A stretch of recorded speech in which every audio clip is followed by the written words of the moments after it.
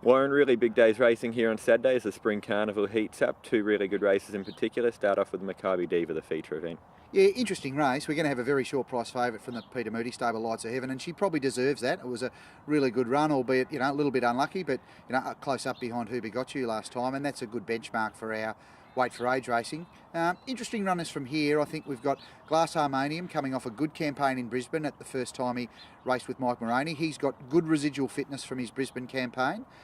He's been coming along well. He had a jump out last Friday just to sharpen him up a little bit, and he had a maintenance gallop both on Tuesday and this morning on Thursday morning.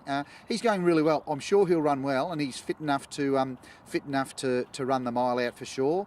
Latorio coming off a long break. I think whatever he'll do, he'll be finishing on and he'll benefit from the run. But the horse that really takes my eyes just arrived from Perth at Playing God.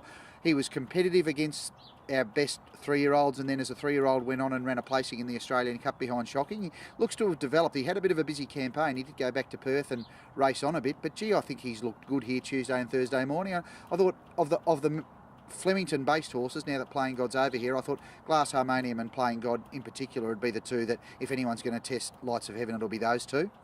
We go to Bobby Lewis, which is just a cracking sprint race. It's a Group 1 sprint field really outside of Black Cavil. We've got such depth in our sprinters, there's probably a few you could name, but of the horses in that race, the one I think that's going really well, or the two that I think are Elusive Touch from the Kavanagh stable, who's a great horse, kept fresh, and a great horse down the straight, and Response from the Matthew Allerton Simon Zara stable. She's just been coming along very well in recent weeks, always with this race in mind. She was really sharp in a jump out last Friday, and I think if she can get luck from the inside draw, she's drawn 4, and if the strong north wind comes, then they're going to be heading to the outside of the track. So the draw could be tricky.